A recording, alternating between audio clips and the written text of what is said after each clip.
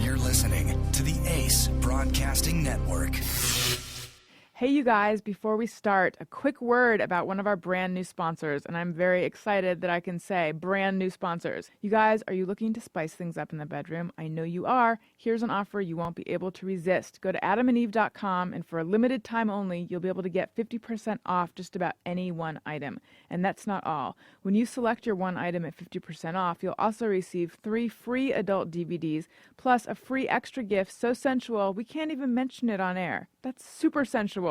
And to top it all off, we'll even throw in free shipping on your entire order. So check out adamandeve.com today for this special offer. You get 50% off any one item when you type in BEST, B-E-S-T, as in Alison Rosen, is your new best friend. So that's BEST. That's the offer code that you type in upon checkout. And when you do, you'll get 3 free DVDs, a free extra gift, and free shipping. Just use the offer code BEST at adamandeve.com. Alison Rosen. Alison Rosen is your new best friend. Alison, with her the good times never end. Alison Rosen, doing the wavy pencil dance again. Alison's your new best friend. Hey everyone, hi, hello, it is me, Alison Rosen, your new best friend, and welcome to the second episode of Alison Rosen is Your New Best Friend, the podcast. Today, my guest is Dustin Goot. Hello. Now, you might be thinking, but your first guest was a famous comedian, and most of your guests are famous, notable people. Damn. Who's this guy? I was going to ask if I was your first guest. But You're my first regular person guest. my first disappointing guest. You're the first guest where people will stop listening to the podcast. No, that's not true, and that is not fair. Allow me to explain to the people who you are. Please do. So, and I'm explaining to you. I mean, you're kind of having an identity crisis. If you can explain who I am, you're having an identity. That would be even better. Yeah, I know. We don't have enough time, but I can explain sort of in broad strokes who you are. Dustin and I have known each other for many years. We met when we both lived in New York, and you were an editor at Sync magazine, and yes, I wrote some stories for Sync, including another thing that no one has heard of. Yeah. We're just going to explain who I am by referencing a bunch of other things that no one can relate to, and then I'll just be this big package of unknown. Thank you for bringing the funny already. Yeah, I know. I'm explaining the riddle that wraps your enigma. Yes. Okay, so I'm not going to go into all the different things which involve us working at magazines together, but then we worked at Time Out. You being a zombie. Oh, yeah, we worked at Time Out in New York together, and Dustin told me that I had turned into a zombie because I had lots of enthusiasm and fervor and a heart and life when I first started. And then by the end, as people know you now. Yeah. Oh, thanks. I feel like I'm partially thawed. Not entirely though. Right. But by the time Dustin started working at Time Out in New York, the burnout and zombification and calcification of my heart had already set in, and I just kind of walked around, dragging limbs and just being full of death. Yeah. Not death, but no. It was just that 1,000-mile stare of lifelessness and I didn't greet the morning as you did by eating oatmeal. Yes. Dustin has a thing for oatmeal. And then Dustin and I started doing videos together, and he was my sidekick on Alison Rosen is Your New Best Friend. And I bring up oatmeal because the story goes nowhere involving oatmeal, really. However, we did a segment on my show, a cooking segment, where we made instant oatmeal. Yes. We also had a burping contest. Yes, we did. Which I think I won. I think I won. Well, I think like there were hometown multiple rounds. favorite, Yeah, but true. Yeah. You sneaky saved your biggest one for the end. It was, I don't know if you practiced that or if that was just. I'm a grower, not a shower. Beginner's luck. Yeah. I was lying on the couch, drinking root beer and burping, when inspiration struck. Yeah. Which was, oh my gosh, I wonder what different sodas create. I wonder what soda creates the most redolent burp. This is a topic to explore on air. So then you, Yami, and me. Now this is when I was living in California, and Dustin had moved back to California as well. Yes.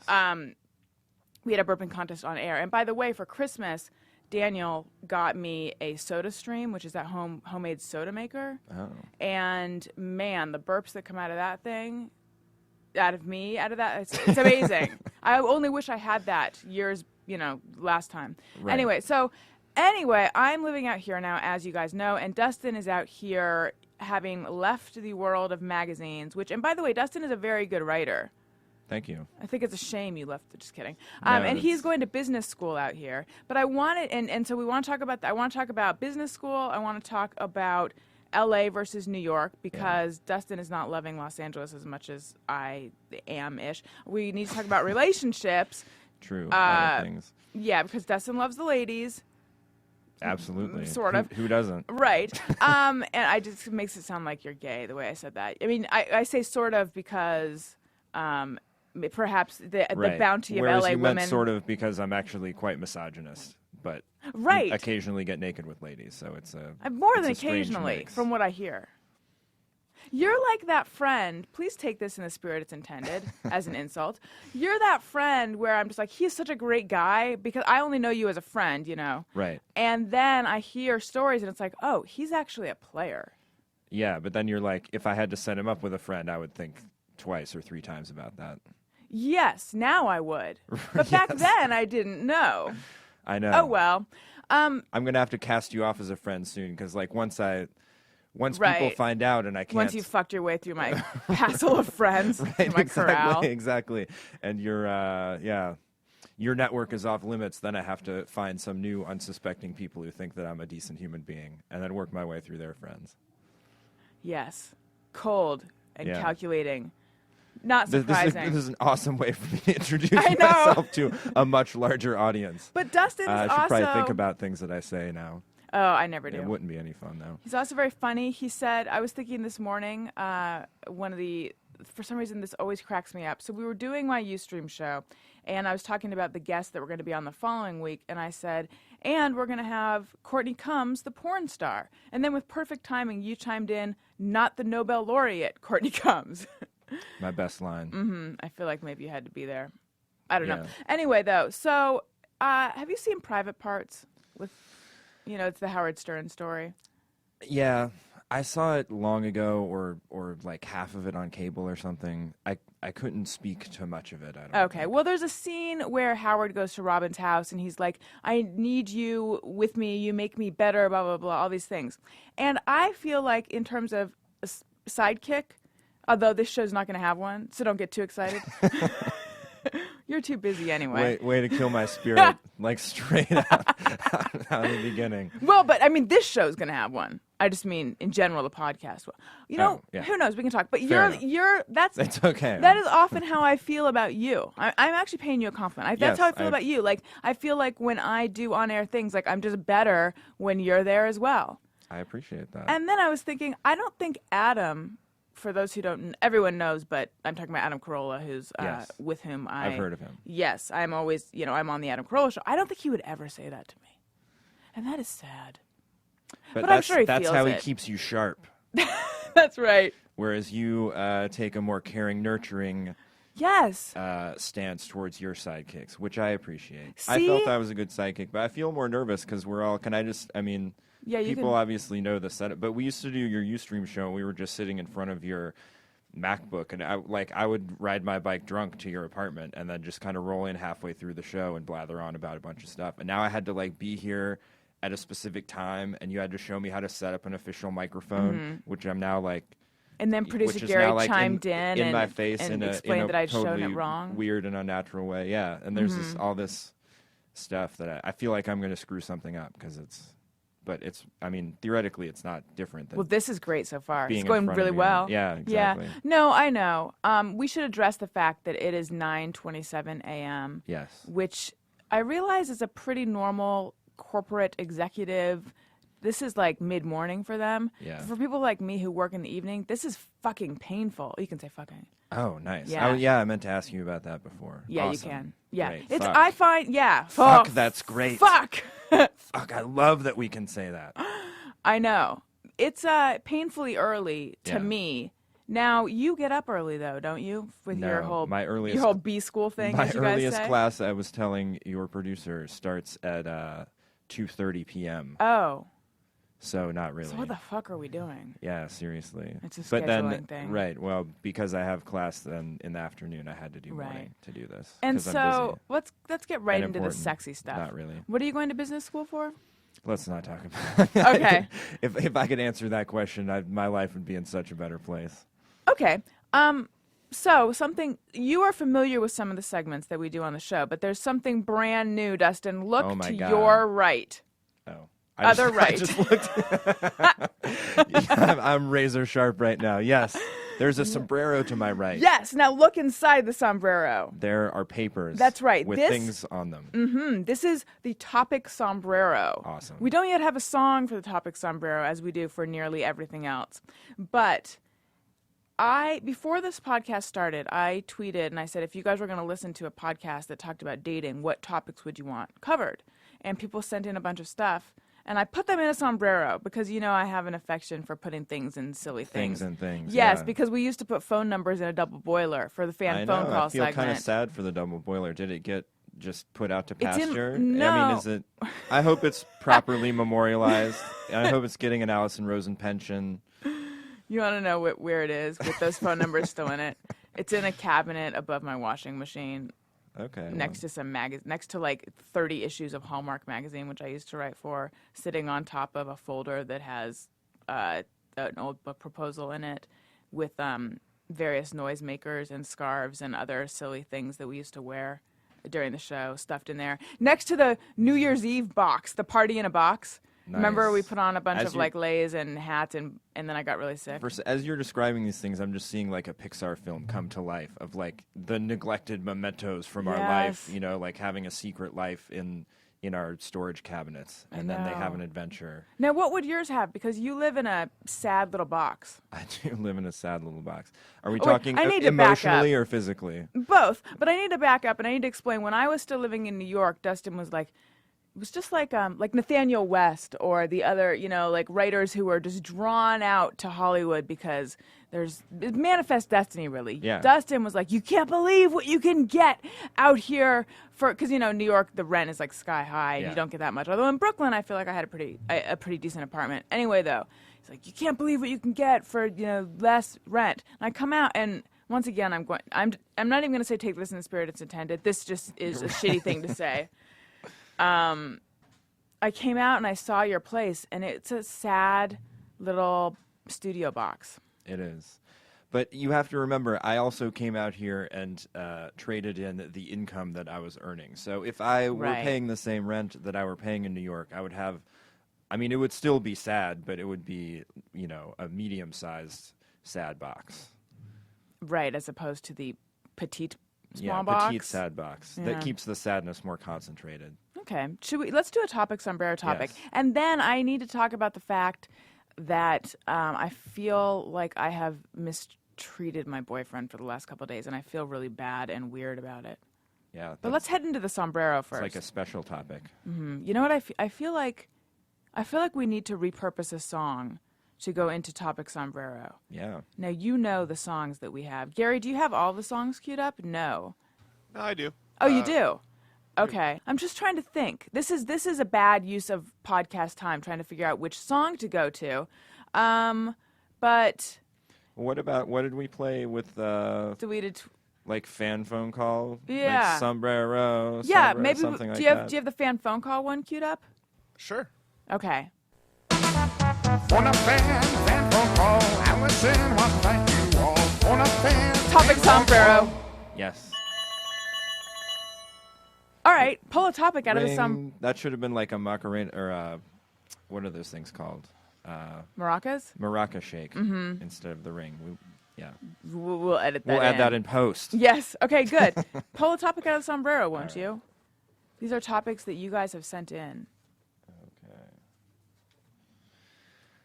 Okay. Regarding dating and whatnot. Yes, regarding dating. Oh, a tough one. How to keep your confidence up if you're always the one getting dumped. I got broken heart number 4, and I'm wondering, WTF is wrong with me? WTF is what the fuck. It is. Because we can say fuck on That's here. right. That's right. That is a good question. It is good. Well, I'm going to make an initial suggestion, not completely related to it, which is don't give your broken heart experiences numbers. I think that's going to be helpful for you, just straight off the top. Yeah. Just stop counting them. Right. That's going to make them seem less severe. I know someone who would name their goldfish by the month they got the goldfish. I thought you were going to say by the number too, like thus reminding them of all the goldfish they'd killed, which would be sort of equally a bad idea. But don't count things that are bad, because then when the numbers increase, you think of how many bad things there have been in your life. Right. Like, I'm not going to think about the fact that this is about 9 minutes. Oh, no. We started earlier than that. I'm not going to count the minutes of bad this has been, because this has been great. I don't know why I'm being such an asshole. That actually dovetails into my being an asshole to my boyfriend. So I don't know what's wrong with me, but let's talk about this topic a little more. Let's give this topic proper respect. Yeah, okay. I agree with Dustin not counting the broken hearts. And also, this is going to sound like cold comfort, but really there is something you can learn from a relationship that breaks up. You know, even an unpleasant relationship, there is something to learn from it. And I wonder if maybe I would say what is the pattern here? I mean, the pattern seems to be that you're getting dumped, but are there more similarities in these relationships? Because maybe you are choosing the wrong person repeatedly. Also, I remember a therapist saying this to me. At the time they said it to me, I was just like, that doesn't make any sense. And as I've gotten older, it makes more sense. And I'll tell you what it is, which is that if someone doesn't want you, that is not about you. That is about them. It really is. You can be a great person. Yes. But you're just not right for them. You know, if someone dumps you, it doesn't mean there's something wrong with you. There might be, but it doesn't necessarily mean there's something wrong with you. Yes. It just means that person didn't feel what they needed to feel with you. And by the way, they're not always looking for the right thing for them or what is healthy for them. Just like you might be out there reenacting something from your past and looking for that sort of spark that only comes from something fucked up, they too might be. And your neuroses just didn't click. That's sort of a negative way of looking at relationships, but... Totally. Yeah, no, I would take the more dickish interpretation of that, which is that these might all be horrible people and you're better off not being with them. Right. Or just that you're, again, you don't know the pattern of all this, but it sounds like maybe they're, not reading the signs of, people that are good for that they're good right. with. And, so I guess maybe the thing to do would be not to be careful about investing in relationships before you're...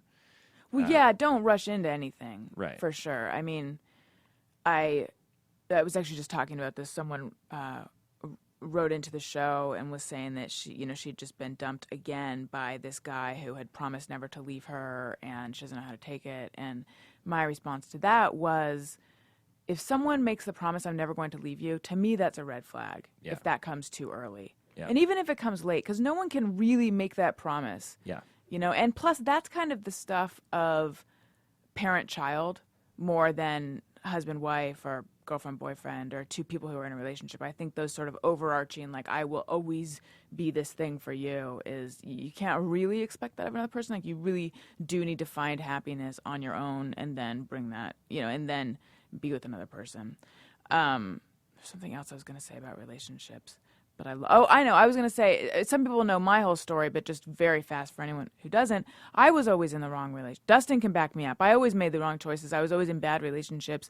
I had a pattern of just, of not really reading the signs correctly, and, rejection was kind of my blind spot in that I always expected it when it wasn't there, and when it was there, I didn't really perceive it properly. I was the kind of person who's like, he's just not calling me because he doesn't want to call me too much. It's right. Or he's dating someone else. I didn't say that, but and then I just felt like I don't know how this works. I can't do this. Dating is, the minute I like someone, it becomes something that I have to manage. I don't want to deal with this anymore. I make the wrong choices. When I try to make healthy choices, that seems to somehow blow up in my face too. So fuck it. Was single for 4 years. And didn't think I wanted to be in a relationship, and then met this guy and was friends with him, didn't know if I wanted anything more than friendship. I really felt like I was not ready to be in a relationship again, although that feeling had been going on for years. But I was drawn to him, and I kept hanging out with him. And then one night we kissed, and it was like magic. I didn't even think that was possible, that it could feel magical, but it did. And then we've been together ever since, and it's actually really healthy, except that I feel like I've been an asshole to him for the last couple of days. Except recently. Yeah. So that was a brilliant segue to talking about your relationship. Yeah. But super quick to wrap up, I would agree with all the things you said about your own dating history, and you had this knack for like finding guys or finding relationships where there was a fatal flaw, which you could immediately identify. That was the weird thing. Like you immediately, like he was married. Yeah, right. Yeah, just not little really little things. No, but it was like you would immediately pick out what the fatal flaw is, and then you tell me like, oh, I have it's like this great guy, I'm really excited, but here's the fatal flaw, and I'd be like, what?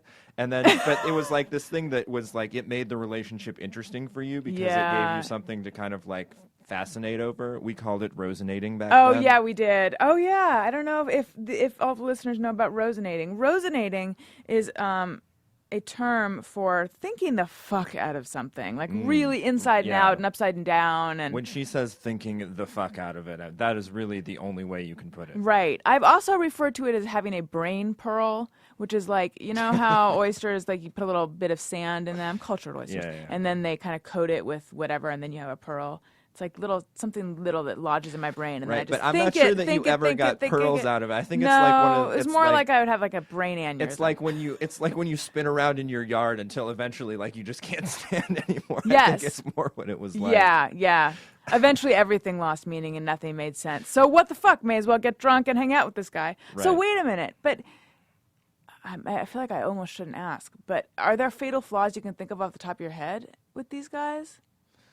Not off the top of my head. But, okay. I mean, it just seemed like the reason that we would talk about them is that there was immediately something that didn't work that like was sort of the fodder for the conversation. And it was like, it was way early on, and you knew like, and you were able to describe exactly what it is. And you were like, so anyway, just as soon as we get past that speed bump, and I'm like, what? So to wrap this up, I feel like this person might be in a similar situation where it's like, don't think about how much your heart is breaking, but think more about, just getting yourself in the right situation. And if things aren't working out when you're in the wrong situation, that's ultimately a good thing for you.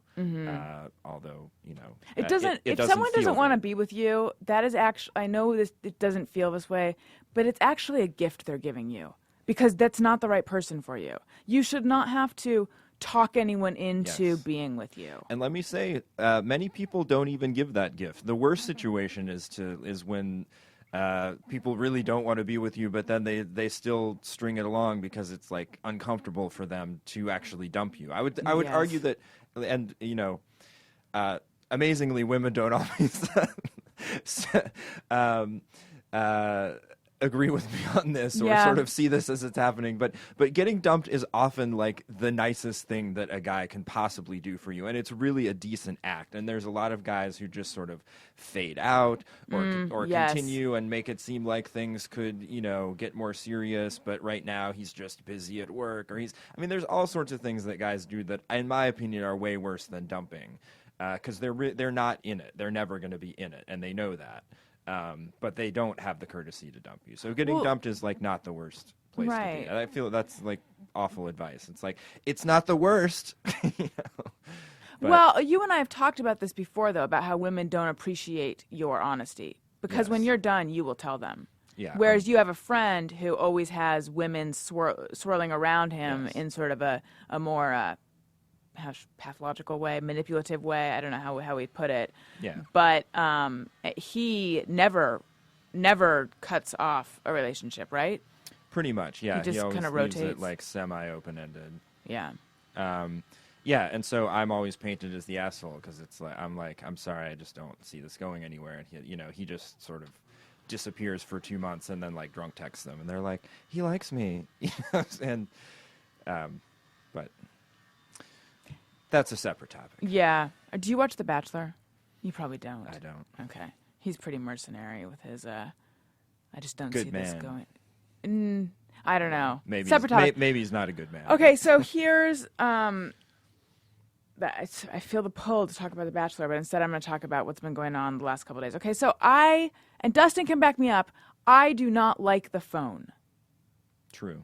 No one, I mean, it's 2012. Who likes the phone? I don't know. It's like I feel like I can't adjust. I miss the days of landlines when you could actually hear what the person's saying. When if two people started talking at the same time, it didn't create this, oh, no, you go. No, you go. No, you go. What? It didn't create that, you know? I have so much trouble with the fact, or I just find it so aggravating and frustrating that I can't really hear the person well.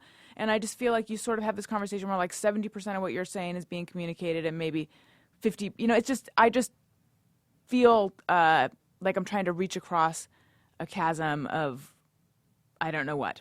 Although I do think there are definitely times when talking on the phone is better than email. I'm aware of that. However, one of my least favorite things is let's just talk on the phone and catch up. If it's a cell phone, I don't like to do that.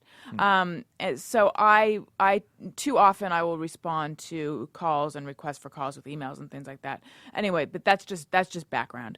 So my boyfriend and I, we don't live together. We see each other often and we text every day, but we don't talk on the phone every day.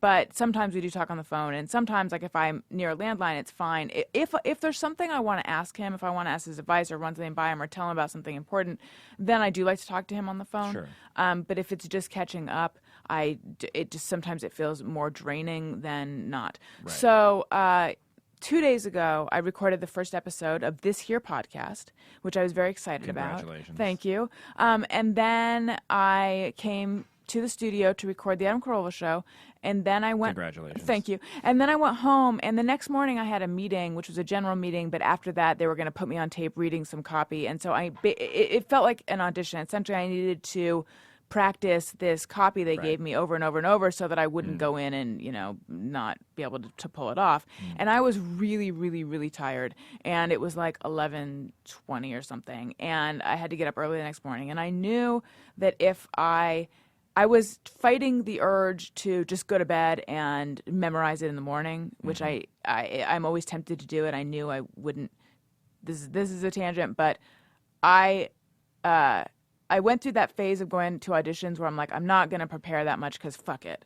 And then it just took one audition of being ill-prepared to realize that is a very bad way of going about it. You may as well treat everything like something you want because it feels shitty to go in there and realize that you just did really poorly.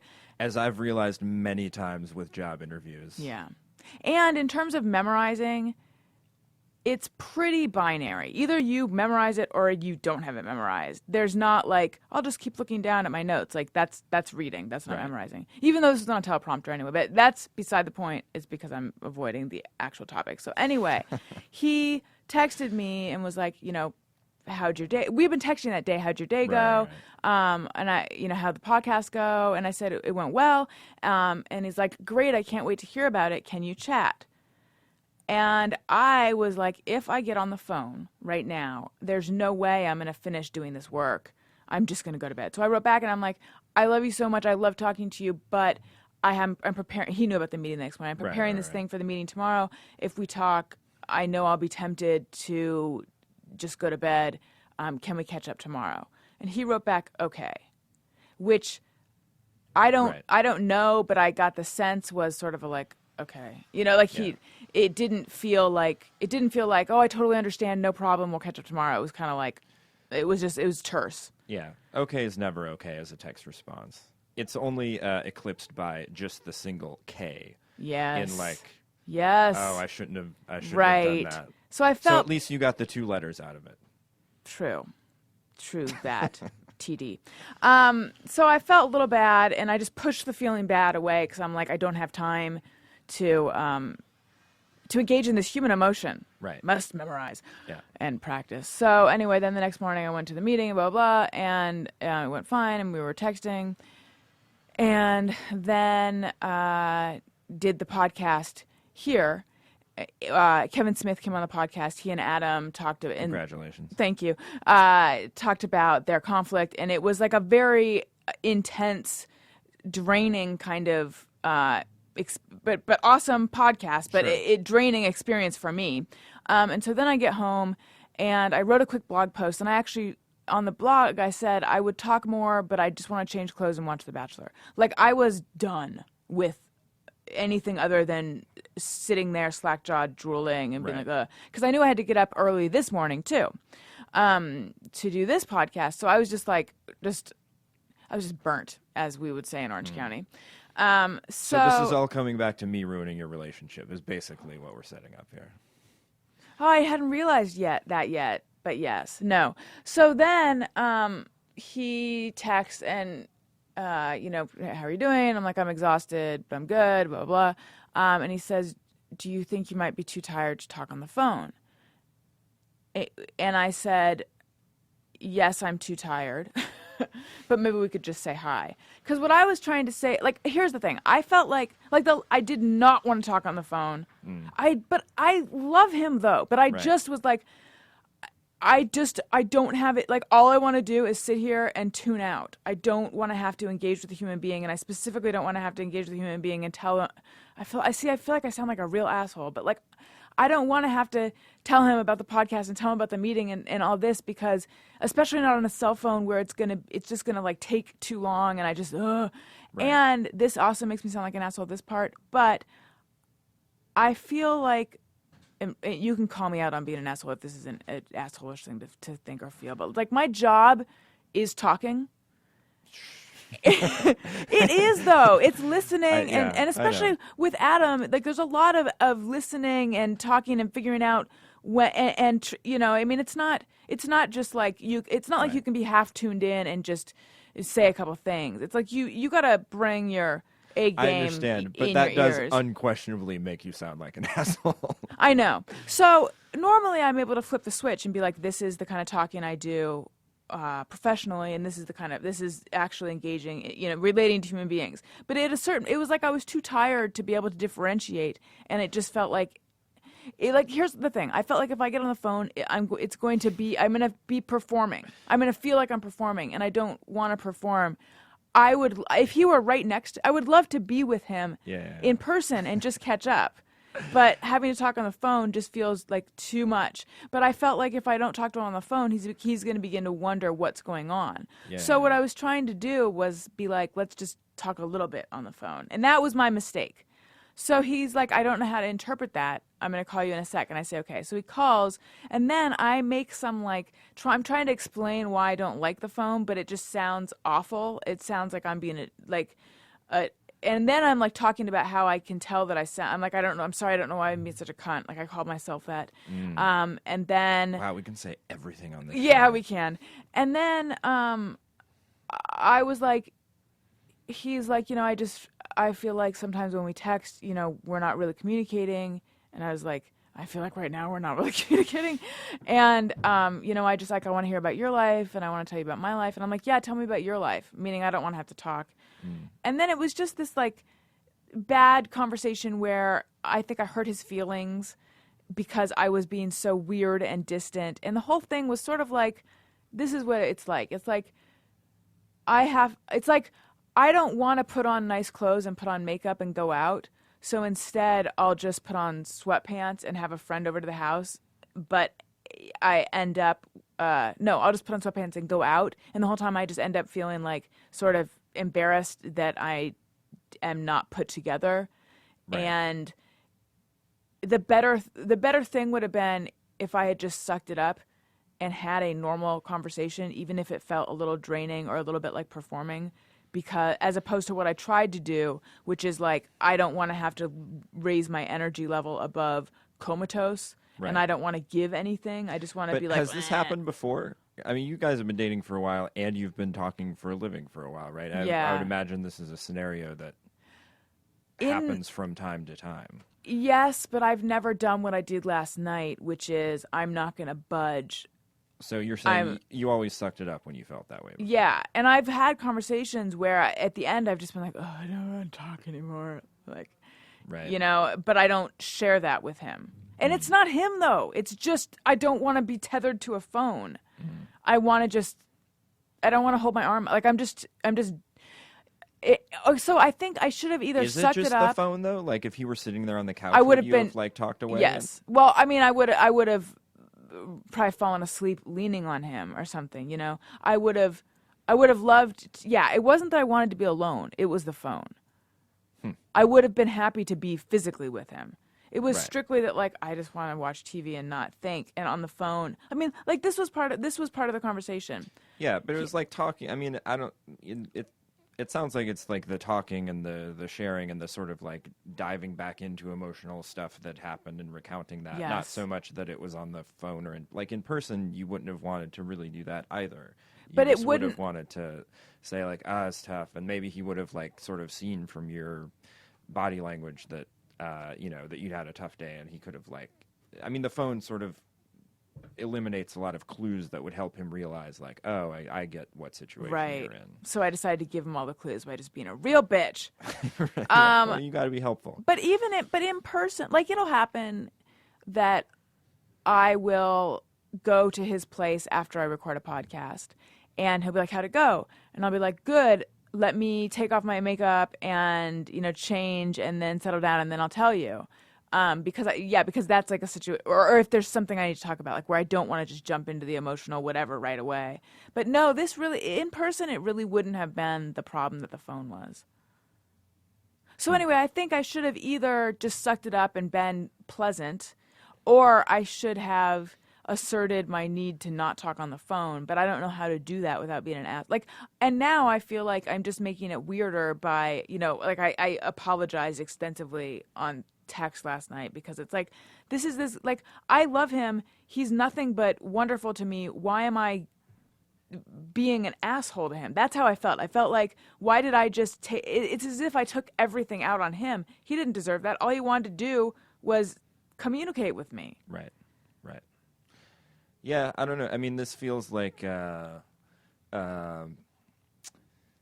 instance of like the personal space issue that inevitably like crops up in any relation, because like the trajectory of any relationship or anyone that has like serious potential is like, you're really psyched because you love this person and you could see being with them for a long time, and you're like, you get caught up in that excitement, and you want to do all sorts of things together, and you talk a lot, and it's like you overinvest, like you spend more time than you really wanted to spend because you're just that enthusiastic about it. And then you don't think like, oh crap, in like in normal life I don't want to like the sort of portion of my life that's devoted to this person and interactions with them is not, I don't want this, it's too high.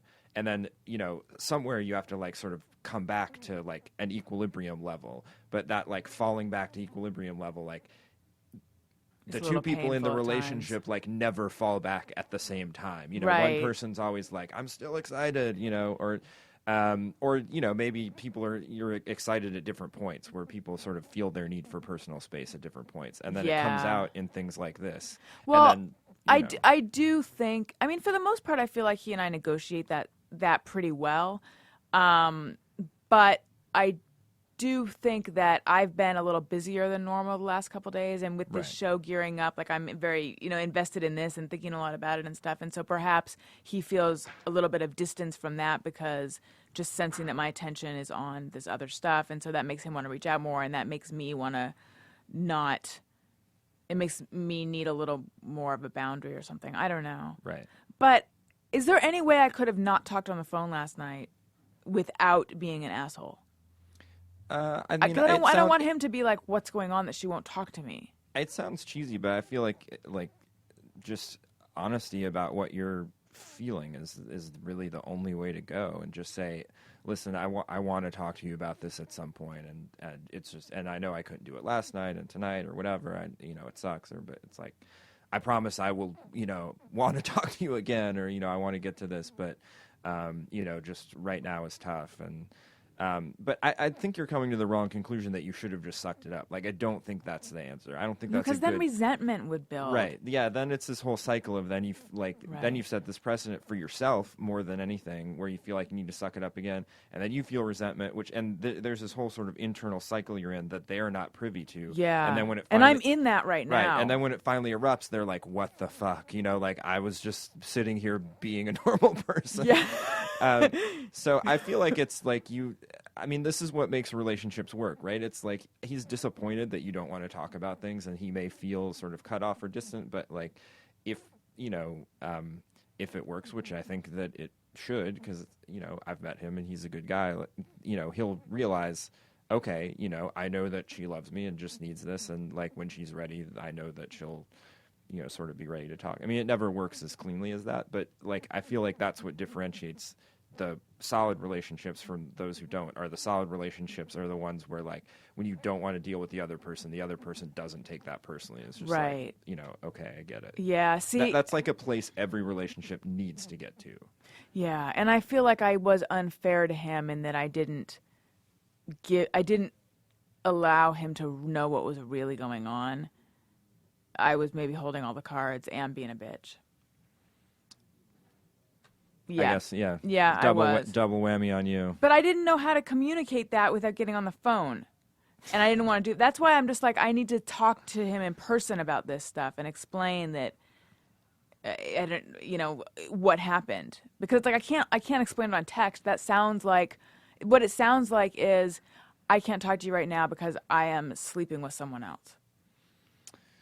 I don't think that's immediately how it comes across. I'm not sure you're giving him quite enough credit. I am sleeping with someone else, but yeah. I'm just I'm totally. not. But that's just physical. Everyone yeah. does that. Yeah. It's LA. Yeah. Yeah, I mean... Or it sounds like something's up, though. Text is shitty and impersonal, but I mean, I think that's part of it, right? It's like if you send a shitty impersonal text, it's like, I just can't deal with anything right now, then you got to count on the other person to be like, the reason she's being an asshole and sending this terse text is that, she's... Yes. That was a Rosen right there. That was like a magical moment. Yeah, I mean, he's gotten texts, I'm sure, of a similar nature, and I'm guessing that he could have figured out, like, okay, I'm not happy about this, but, it'll be okay. Trust him more. That's trust him more. Trust him to understand me more. Yes. Okay. Yeah, I know. I mean, I was going back into my own bad relationship memory vault and thinking that if I wanted to talk to someone and they kept putting me off. That is a spacious vault. If I lived there in LA, oh my God, my sadness have would a balcony? have all the room in the world to run free. When my sadness would have like a swing set, and I know it'd be like a sausage fest though. Well, it'd be like one of the real world houses. That would be even sadder. So it would work out fine. I know. Yeah, you're right. There'd be all sorts of rooms. There'd be a loft space. Oh, yeah. Like there'd be aquariums. All right. We are losing callers by the second. Goodbye, you guys. But let's talk to Jimmy on line 4. I believe this is Jimmy Aquino of the Comic News Insider podcast. Jimmy? You be correct. Hello. I was literally just emailing you. I don't know what's going on, but I've been on hold for almost an hour, and I've got errands to run. Well, thank you for your perseverance. No, I've been working in the background on my computer. So. Oh, all right. So you've heard this whole show? I have heard the whole show. How do you feel like it's going? It's going really great. I think Dustin's right. You've really gained a really great radio voice. Very nice. It's Thanks. sultry. Are you on speakerphone? I am sorry. Should I not be? Yeah, that'd be great if you could pick it up. Okay, I'm on. Hello? Can you hear me? Yes. Yes. Oh, Yeah, now I'm we here. can hear you so much better. See, so much better. that illustrates everything I was saying about cell phones. Exactly. I did have a small beef, not a big one. All right. Oh, But, good. Now, you have all these great theme songs. I know. I wonder who wrote you your first theme song and what it was. I don't know. Maybe you want to play it? Maybe, we could. Okay, let's hear it. All right. It's time for Alison Rosen, so smart when supposing. Wake up if you're dozing, unless your brain is frozen. It's Alison Rosen. Come join Joe and Jimmy in the podcast studio. And watch a daily Alison, her daily webcast show. Hear us all together since the studio. On CNI you'll hear us cry James and Alley Rowe. It's Alison Rosen. Is she one of the chosen? She be disclosing that she wears lighter hosen. It's Alison, totally brainy, like Lois Laney. Alison Rosen. let's start the show. That was it was wonderful for me because it brought back memories of hearing that song. But I feel for listeners it might have been painful because the sonic quality was super painful. You're right. Sorry, listeners. You can go back to one of her old shows and hear it, or one of our old shows and hear it. Wait, I believe Gary was asking if we have that song file, yes? Do I have a copy of that? No, but maybe Jimmy could send it. If Jimmy I can find a way to send it. Yeah, and then we can put it in, and then it won't be super duper painful. Right, so the listeners will have no idea what we're talking about right now. Okay, great. Let's do that. Let's do that. All right. Well, thank you for calling in and playing the song, Jimmy. You're welcome. Well, I just want to say we miss you here in New York.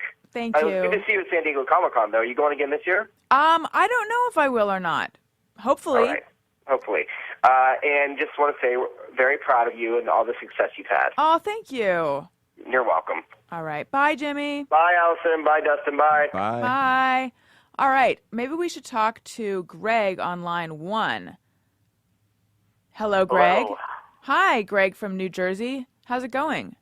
Hi, Alison, now from California. It's going well.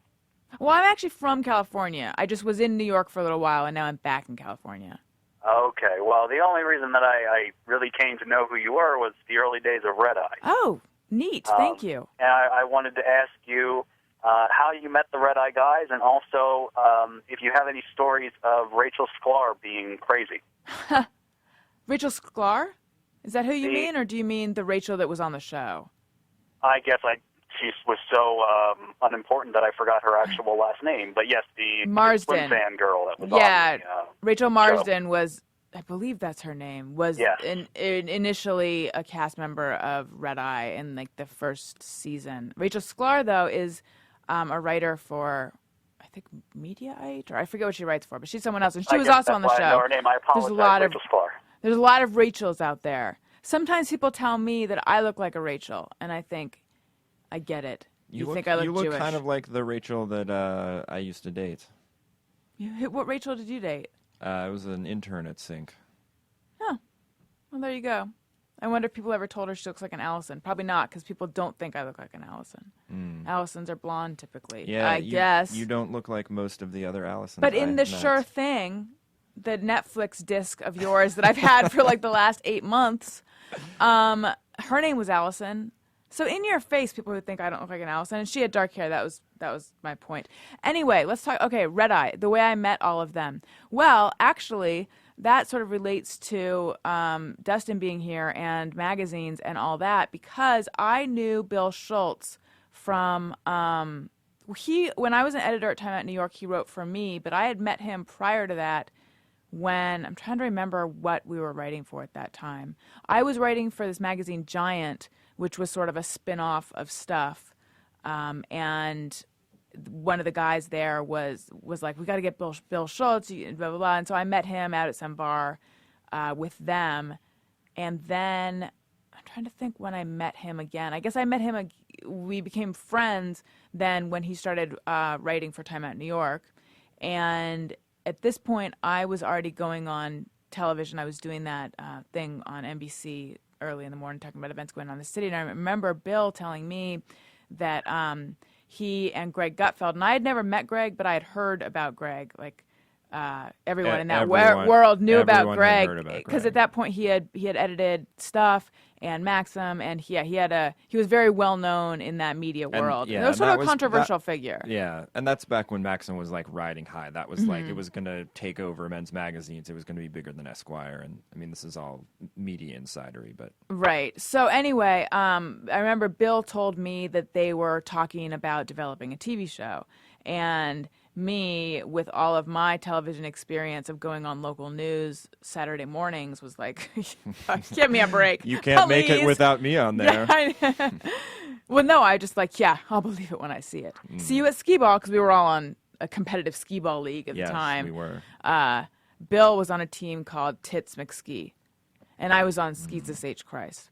And then this is also tangent, but ultimately I quit skee-ball because I realized I enjoy being able to tell people I'm on a competitive skee-ball league. No, I enjoy knowing I'm on a competitive skee-ball team more than I enjoy playing skee-ball. Oh. Because we had touched glory almost. I still think the telling is the most fun aspect of it. But I agree, the actuality is not. Yeah, it wasn't the telling. It was just thinking, like, look at me, making a go of it in New York. I do such frivolous things as this cool thing.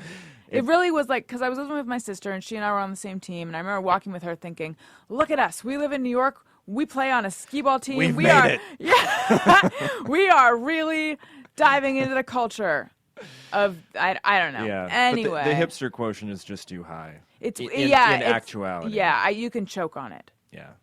And also, at this point, I was tapering off of drinking, and to enjoy it, you should drink a lot. Like a lot of things in life.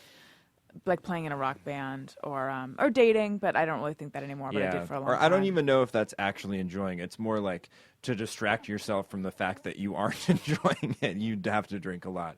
I would just say that that's not the same thing as actually enjoying it. Okay. Fair enough. For me. Fair enough. Anyway, then, so I knew about this show that they were talking about developing, and then I saw the show on Fox News late at night, and I thought, this is a really entertaining show. I like it. And I think that I would be good on it. So I emailed Bill, and this was in the very early days, and I was like, hey, if you need someone to come on, I nominate myself. And then I got an email from the booker at that time, who was actually not even the real booker, just like someone who's helping out, I think. And then I came on, a bunch, and that was it. And in terms of Rachel, I only met her a couple times. She was always nice to me, so I never saw. I don't actually have any crazy stories. I know that's disappointing. Well, it's a shame she didn't try and stab you, or else this would have been a very entertaining phone call. Are you saying unless she was successful, right? Then it would have been a non-existent phone call because Alison would be dead or maimed or something. Thank you. Alison's co-host is your new best friend. That's right. But thank you. Wait, are you saying this phone call wasn't enjoyable or entertaining? It was enjoyable for me. So what do you do? I don't know about others. Thank you for your honesty. What do you do in New Jersey, Greg? I am studying for the bar exam. Ooh, the bar. Which is unfortunate.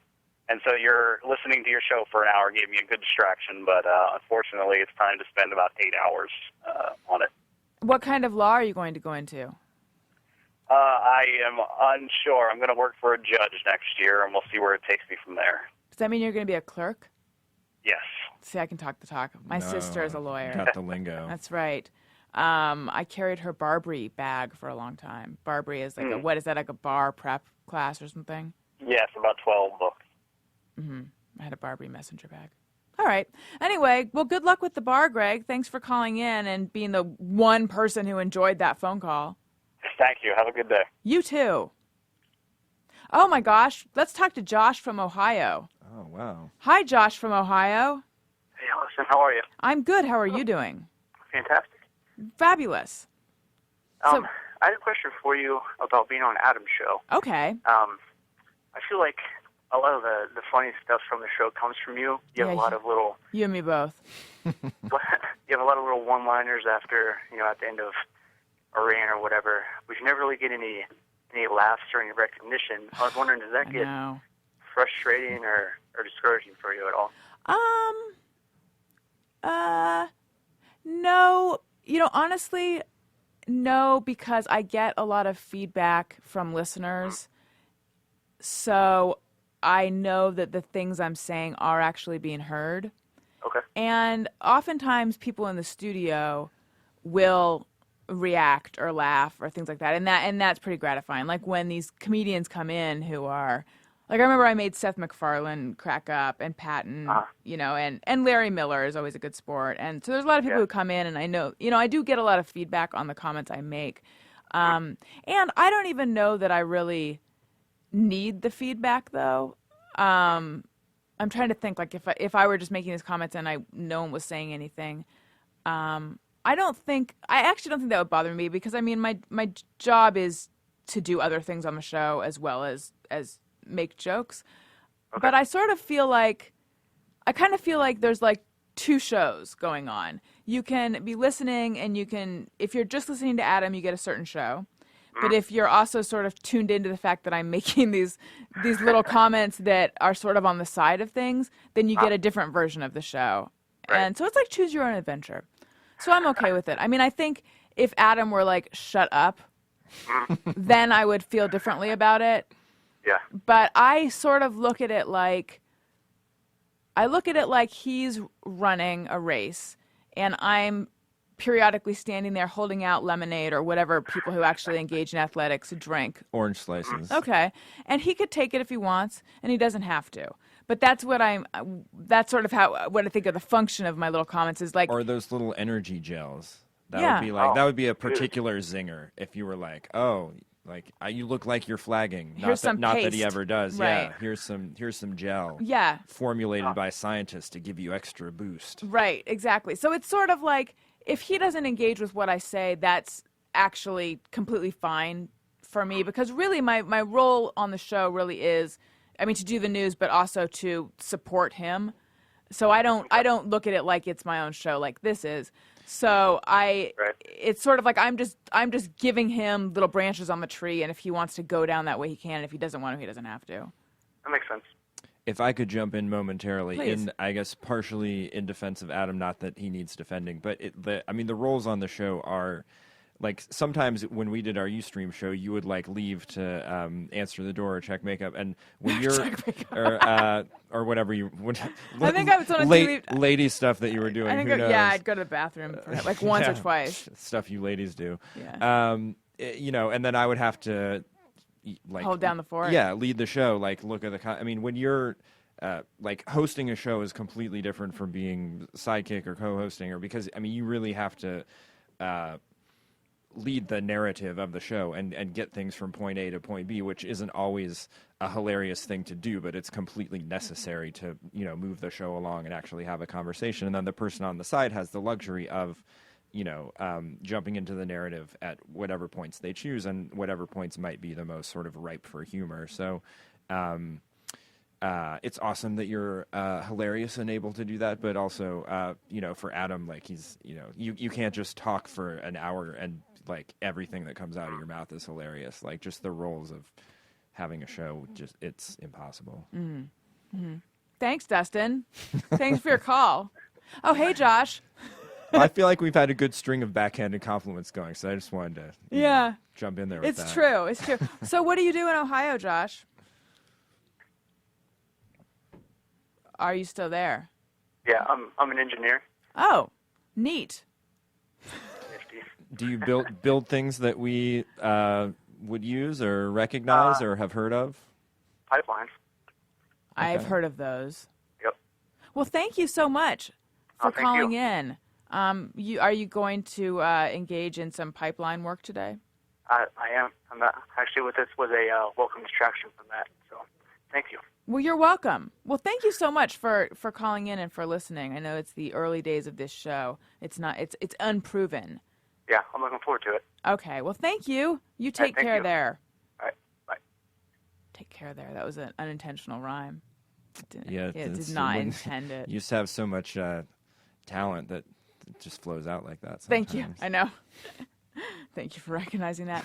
I think that we should do some Just Me or Everyone, because you have some School or Everyone. I prepared some, yes. So Just Me or Everyone, for people who don't know, is the segment we do where we share things that we think or do that make us wonder, is it just me or everyone? However, Dustin has flipped the script. He's turned the tables on this. Got crazy. I know. Got crunk on it.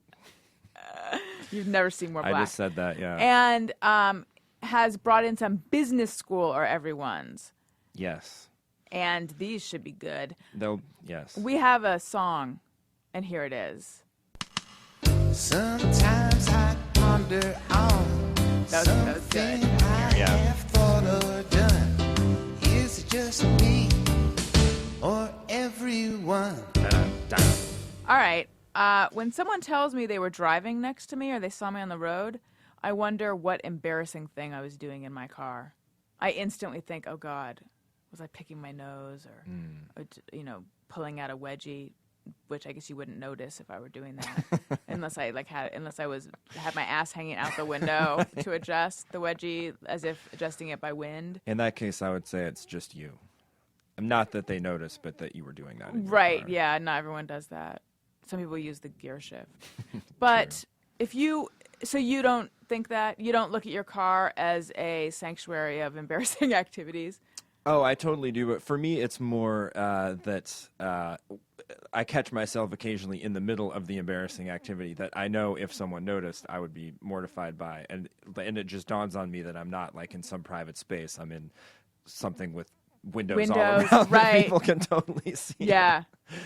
And then I continue on the embarrassing thing because I'm like, they can judge me all they want. I'm still in my car. That's how I feel. People are like, the windows aren't tinted, right? Or they don't actually say that, but I feel like they could say that. In your head, they say that. that. Yeah, exactly. And I think, I give a fuck. Yeah. But except what pierces that is when someone says, "Oh, I was driving next to you. I saw you on the road." I feel like Gary saw me once. I was just going to say, I feel bad now because that 100% happened, and What was I say doing? That to you. Nothing. You were driving.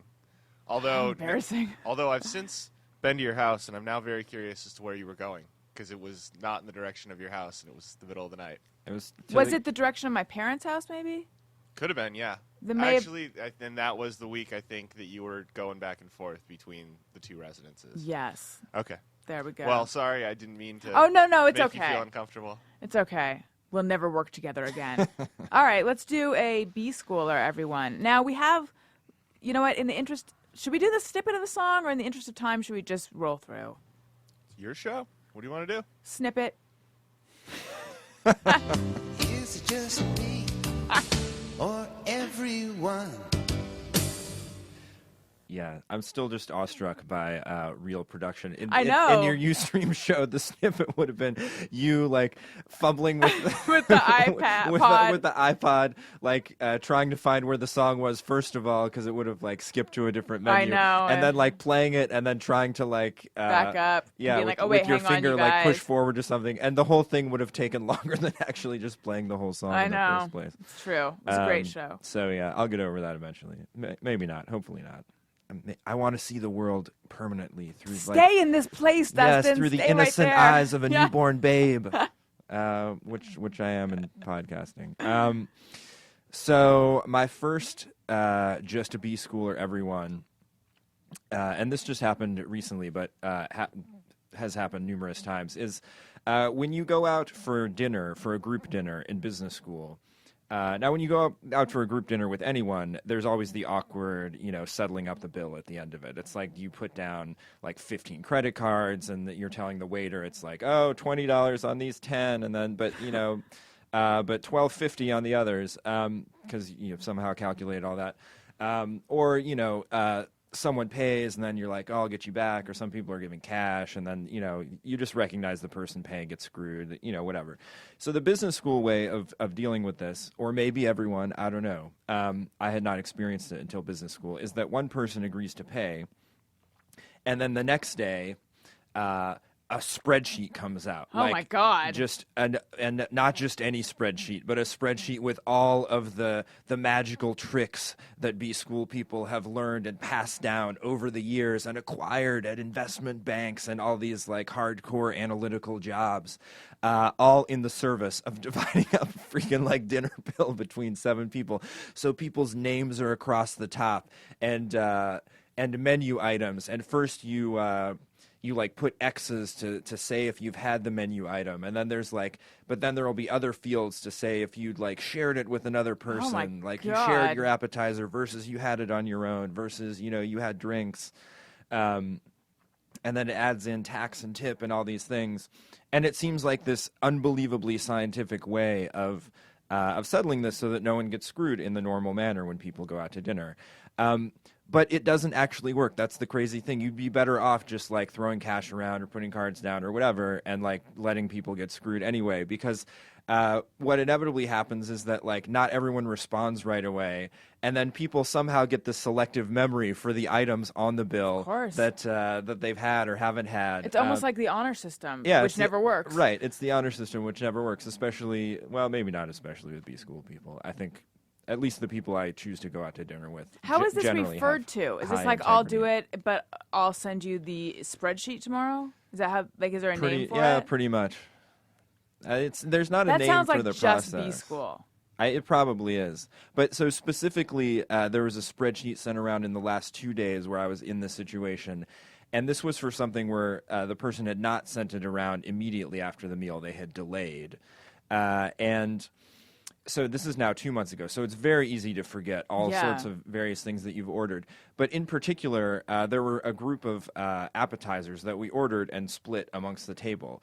But then I'm looking, and some people are claiming like 3 out of 6 appetizers, and which is just insane. Like, how can you remember 2 months ago at a dinner where we've had like 2 martinis and split 2 bottles of wine? I was like, oh no, I distinctly remember that I had a scoop. I did not have the calamari. I scooped up in the mac and cheese and the cream spinach, but I absolutely did not have the mushrooms. I would swear in court to it. But that is exactly the claim that they're making on this spreadsheet. And so then those of us who just sort of cop to like, yeah, we split the appetizers and check off everything, end up paying more.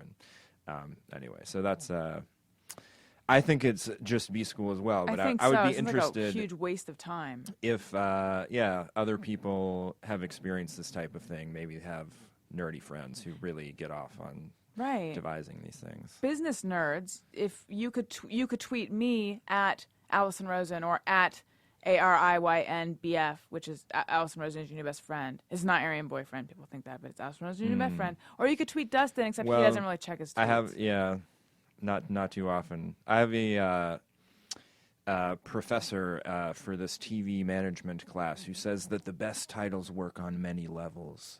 So maybe Aryan boyfriend is the second level on which your title works. I would rather it didn't.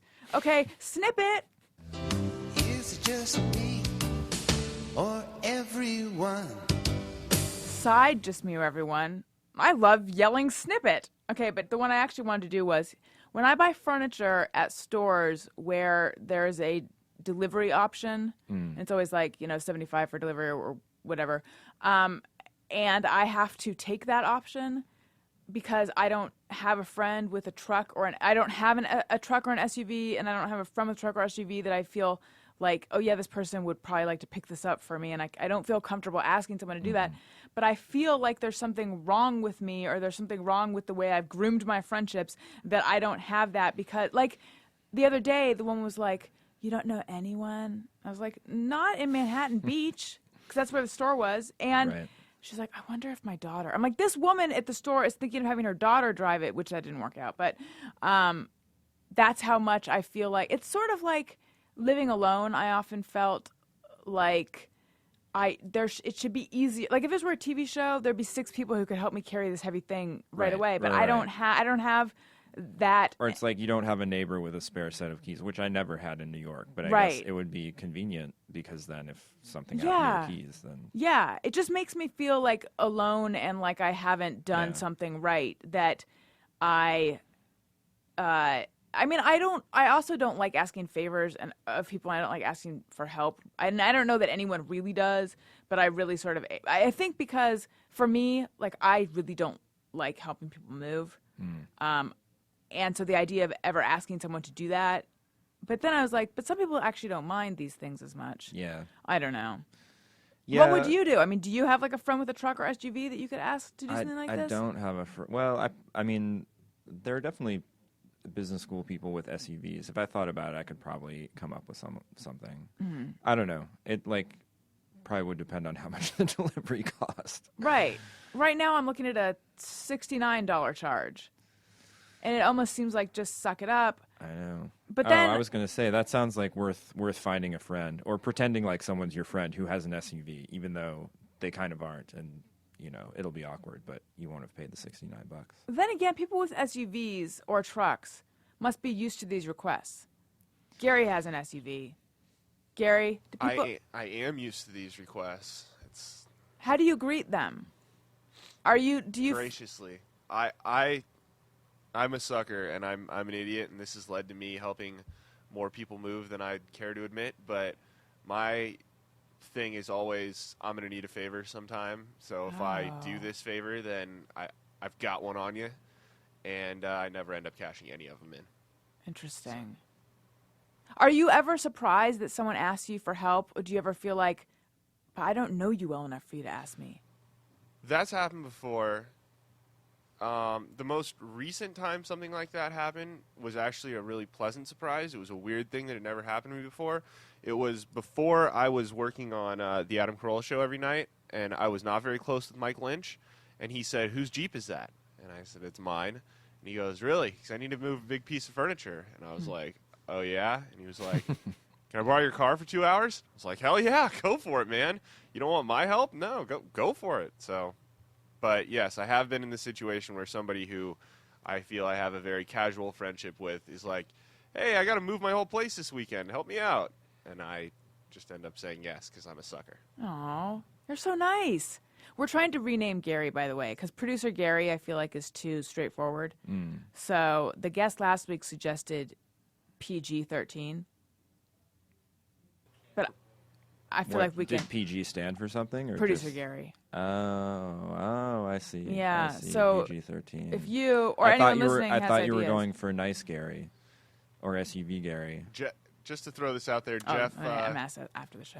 Jeff Fox, who some Ace Broadcasting fans may know of, who produces Larry's show, has taken to calling me Broadway. Why? Because I was stupid enough to admit. Because Maddie, who does the ad sales for Ace Broadcasting, said in a meeting, "I'm going to see Wicked tonight," and I stupidly said, "I've seen that," and there you go, Broadway. Is that the only Broadway thing you've seen though, or do you have a love? You really of should have pushed for Wicked as your nick. That sounds way more badass. Yeah, that's it's like, true. Hey, Wicked. That actually is awesome. I can't believe I missed Wicked that. Gary. And no one or would like actually you're know from that they were Boston. making fun of you. Yeah. You could just be like, "Yeah, they call me Wicked," and then wink. Pretty much. So, Yes, I have seen other Broadway stuff, but it didn't take admitting that. All I did was she said, "I'm going to see Wicked tonight." And I said, "Oh, you'll probably like that. I've seen it before." And he was like, "Okay, Broadway." And now every time I walk into Ace Broadcasting, "What's up, Broadway?" No, you're Wicked Gary. Fine, I know. perfect. Next time he does that, it. be like, "That's Wicked to you," and see if you can reverse it. I feel like they'll fight hard against it, but I don't know. It's kind of a battle of wills at that There's point. going to be resistance. Yeah. Do you have more B School or Everyone's, or did you use your? I do, okay. but I don't. Snip it, Wicked. Is it just me or everyone? So this is another one that I'm again fairly certain is just business school, but one never knows. And it is one of my favorite like just business school phenomena. And it's that as business school students, we're of course learning about finance and making money and all these trivial things. And so there's frequent talk about the markets. Because that's where money is made. You buy things, you sell things. That's how business goes down. And so there's this delightful quality of people who want to go into investment management or a lot of sort of finance-related jobs that they speak of the markets as though they are a person. And so, and they do it with. I mean, this is just sort of an industry phenomenon. I assume. I haven't worked in the financial industry, but I assume they just sort of picked this up somewhere and weren't clever enough to just do it.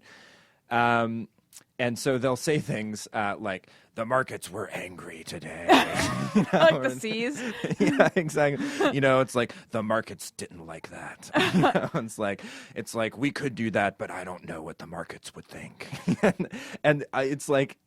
I mean, on the face of it, it's completely hilarious, but it's so standard that no one blinks an eye when they make these statements that sound completely ridiculous. And I just, again, I hope I never get over enjoying actual production of the podcast. I hope I never get over being completely tickled by people describing then I like to, when people describe the markets, I like to think of, what they would look like, based on these descriptions. And, I think the markets are just sort of a really, like riddle and addled, sort of adventure seeker, like a young Indiana Jones meathead kind of guy. Yeah, I think of them more like a Bradley Cooper in The Hangover. Oh, okay. Like, you know, the markets can get overexcited about things. They're not completely depressed, you know, but they can be very stern if you cross them. Right.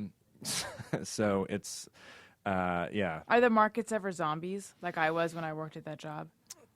I guess they could be. Those would probably be foreign markets, though. The U.S. markets are pretty active. But there are those would be markets that are not actively traded, probably you could say, are zombified. If it was too quiet, it'd be like, oh, everyone's just given up. Maybe Greece might be a kind of zombified right now. I'm not sure. I don't follow that market. It's not. Right. It's not. You know, we're not Facebook friends yet. I just experienced the boringness of business school. Yeah, I know. I have to catch myself constantly. This is I don't know if this is just me or maybe it's just every business school or just me or every business school student. But like for like 18 months since I've started business school, my friends want to be interested in this because it's like a significant experience in my life. So when I talk to people, they're like, "Oh, you are at business school now. You know, tell me about that." And I'm like. You don't want me to do that. That's my response. And they're like, oh, no, really, I want to hear everything. It's like, you do not want to hear everything. Just trust me on this one, you know? And they're like, what do you do there? I was like, if I started talking about that, you would immediately become disinterested and there would just be this awkward moment because you asked me to do it, but then you would immediately want to retract that. And so I try and head that off, but then people Right, it's like someone saying, let's have a threesome. You're like, you don't know what you're asking. Yeah, exactly. It's not going to go the way I know, you want. those are horrible. Yeah. All those I've had with your friends, it was weird. So, have you ever actually had a threesome? I actually never have. No, actually. You haven't? No. Interesting. Okay. Have you been? I mean, I feel like the opportunities have probably presented themselves to you. I mean, in super indirect ways. Right. It wasn't like, two women were like, hey, Dustin, we want to have a threesome. I was like, I've heard how awkward those are. But yeah, I feel like every guy has a story of like, because in your mind, you're always thinking of like the calculus of how you could get from here to it. Like even right now, I'm thinking like, well, I don't, actually, you're the only woman like within 100 feet of here. So it's hard to figure out how that would happen. But it's like, well, if I stop on the way home at some place and then, there's 2 chicks at the counter. I don't know. So you like, I feel like every guy has a story where it's like, oh yeah, it's like I was almost gonna have a threesome, and probably you really weren't that close. Right. You probably were just hanging out with a girl and her friend. Like, yeah, I was at a party and there were more than 2 girls there. So I mean, it was like could have had a fivesome. Exactly. It was almost gonna happen. I saw the way they looked at me. Right. So that's what it's like when people ask you to tell them about what's going on with you. Yeah, I evade the question and start talking about threesomes. Always. Well, that's a good ploy. Yeah. I feel like you might push some people away with it, but others will appreciate it. Yeah, it always leads to a better conversation than if I actually talked about business school. That is for sure. Well, in that case, I'm glad I cut you off. Yeah. All right. Do you have more B schools or everyone's, or do you want to sit on them for your next appearance, which has got to be soon? Oh, of course. All right. I will sit on them. So please sit on them like I did your Netflix disc for the last many months. I don't actually have Netflix, so I don't know how this impacts you. But it's as if I had a library book of yours that was due a long time ago and I never gave it back to you. Like, how did this impact your life? Do you owe a lot of money? With a library book, I would have like late fees. With Netflix, I just was paying for the subscription anyway. I just wasn't able to utilize it theoretically as thoroughly as I might have if I had the disc. Basically, this is going to get into a totally uninteresting business school conversation. I happened to have been at this recruiting event last night and talked with Netflix people. Exactly. You made Netflix a lot of money by not returning my disc, so if you ever interact with them or sign up, you should email them and say like, hey, I held my friend's disc for 6 months and that made crazy profits for you, so you should cut me a break. Right. And they probably won't, but it would be a valid economic argument. I have 2 funny Dustin memories to share, which are actually one of them's much more about me, and it's not funny. But I was remembering when I was house sitting in LA, and you came over when you gave me the disc, or you let me borrow the disc initially. At that point, I believe you had an eye infection or something. Yes. And you said that, this is a bad memory, I don't know why I'm sharing it, but it's just occurring to me, that you said that And you were kind of zombified. You were kind of a zombie, Yeah, and you said that your personal hygiene had reached a Grey Gardens level. you were exercising a Grey Gardens level of personal hygiene. Yeah, but there was a lot of sadness in my small box at that time, and germs. Right, but it's cleared up seemingly. Yeah, I've not gotten an eye since. I'm doing better than the protagonist in the Grey Garden, so I think my life is pretty awesome. So there's that. And then the other thing I remembered, and this went back to something we were talking about at the very beginning of the show with my pattern of dating guys where there was always some kind of flaw right away that I would then puzzle over. Rosenate over. Yeah. You need to bring Rosenating into the show. I mean, not actual Rosenating, but the show kind of is Rosenating. Yeah. True. Yeah.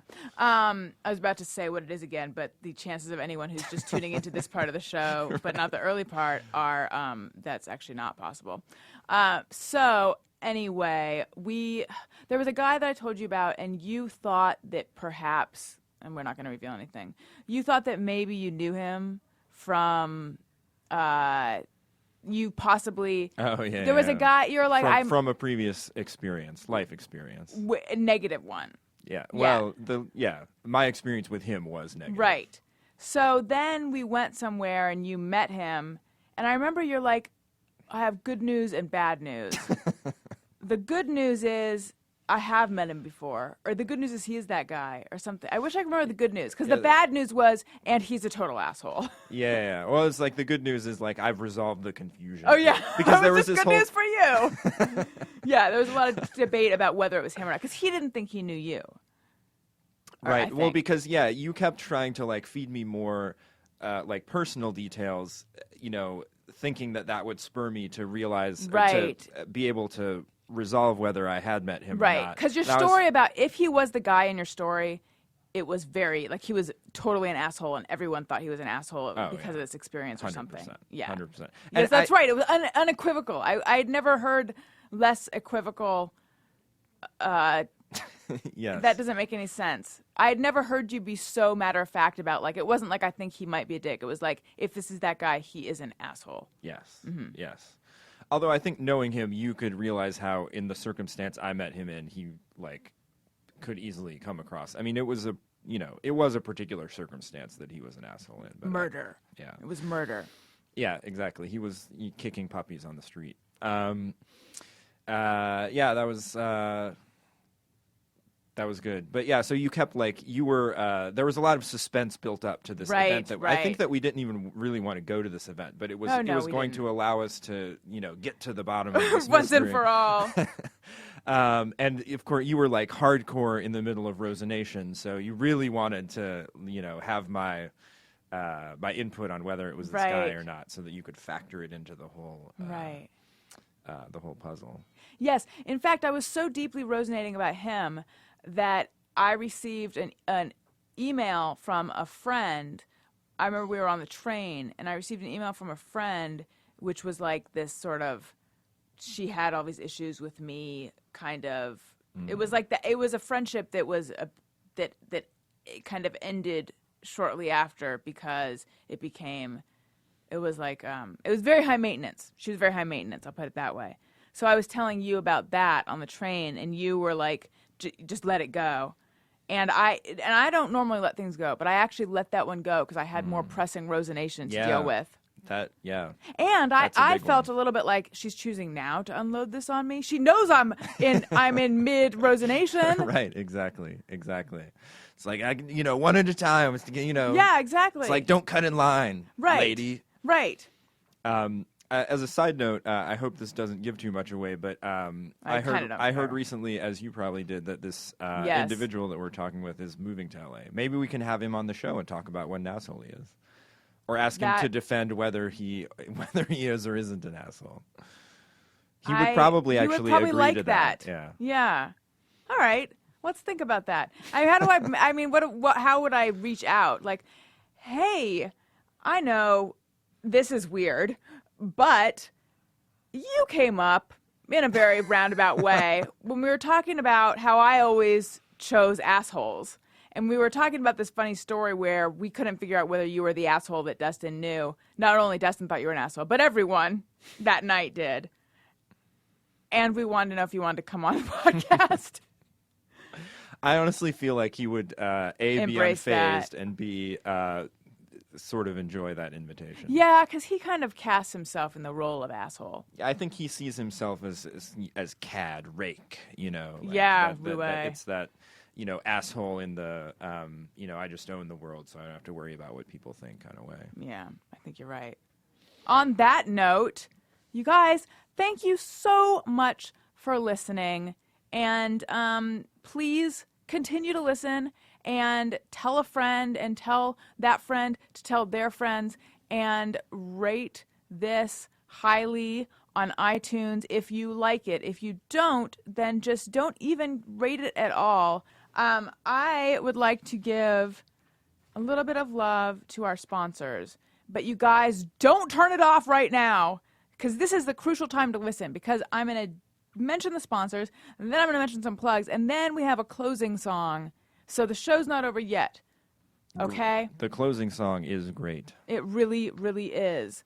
So, first of all, a sponsor should sponsor the closing song. I know, we should do that. You love video games. I don't know if I'm talking to you, Dustin, or if I'm talking to the audience. Dustin, do you love video games? I love video games. You love video games, and you are probably tired of purchasing the video them. games that I don't love as much as the ones you're about to talk about. But you're probably tired of purchasing them the way that people normally purchase video games. Oh, that too. You need a novel new way. You need GameFly. It's like Netflix for video games. It's a video game rental system that delivers games to your door and now directly to your PC. Over 8,000 video console games to choose from. It allows you to rent some of the newest titles like Call of Duty, Modern Warfare 3, Batman Arkham City, The Elder Scrolls. I don't know if those are... I don't know how many games I just mentioned, but like I mentioned 3. And imagine how long you would keep my disc if I were a member of GameFly, though, as opposed to Netflix. It'd be terrible. I know. You'd keep it for years on end. So here's why... I know, that's why you and I should both separately sign up. True. I wonder if they have pole position. Do you remember that game? I do. They do have it. I was making a joke, and they have it.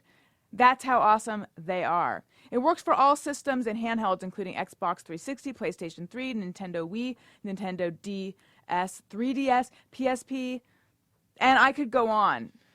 And you can start GameFly.com for just $7.95 but only if you go to the top right corner of the web page, click the joystick button on the top right, and type in Rosen. Then you'll get a free 15 days, half a month.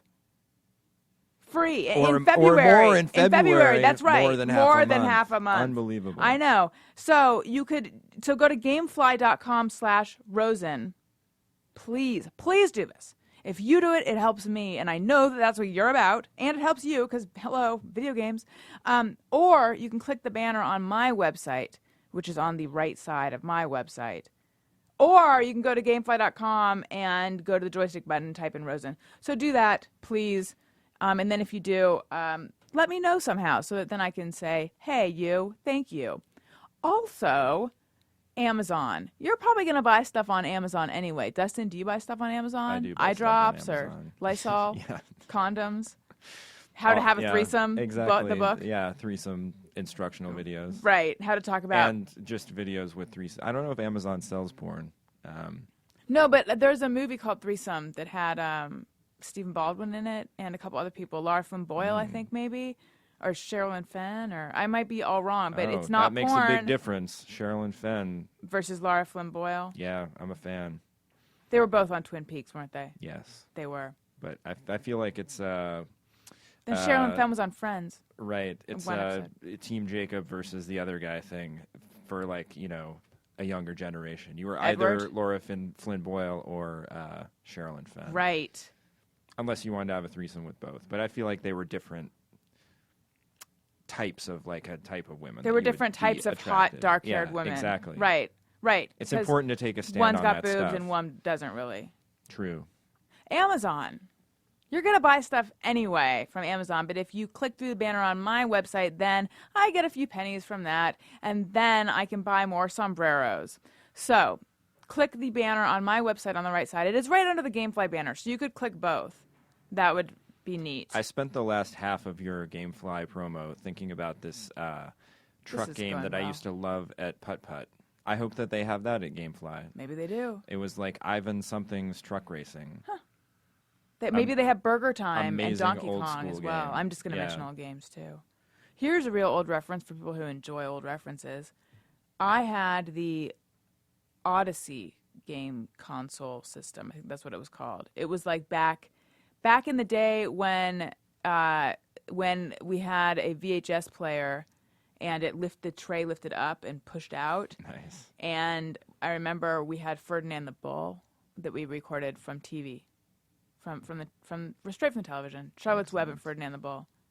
And other references which are old. Okay, you guys. So you can go to my website, AlisonRosen.com. You can follow the show's Twitter feed, which is at ARIYNBF, Alison Rosen is your best friend. Follow me on Twitter, at Alison Rosen. Follow Dustin on Twitter if you want, but he doesn't tweet. It's disappointing, but do you even want to say what you're... Sometimes I tweet, and when I tweet, it's magical, so there's no harm in following me. That's true. At Dustin Goot. When's the last time you tweeted?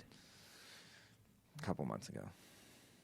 Wow. But each tweet is it's like a gem. Curated. Yeah. Yeah. All right.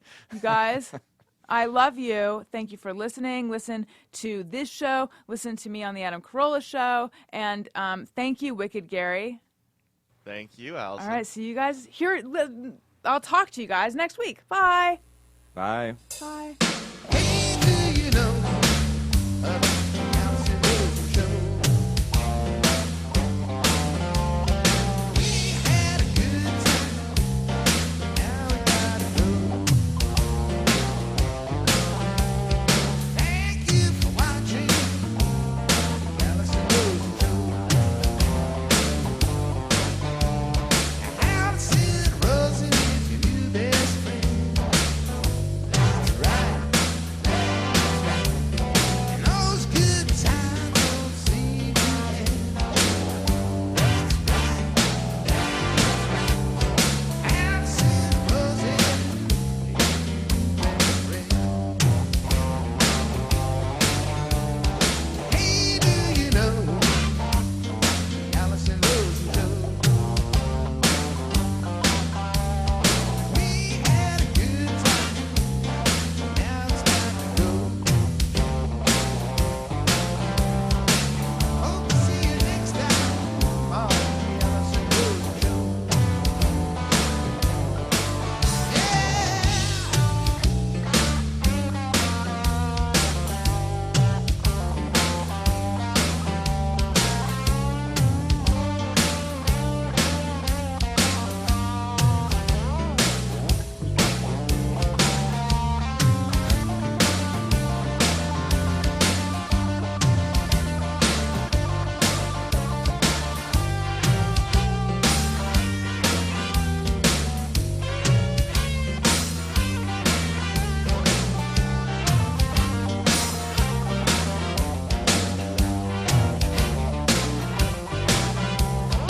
Alison Rosen is your new best friend.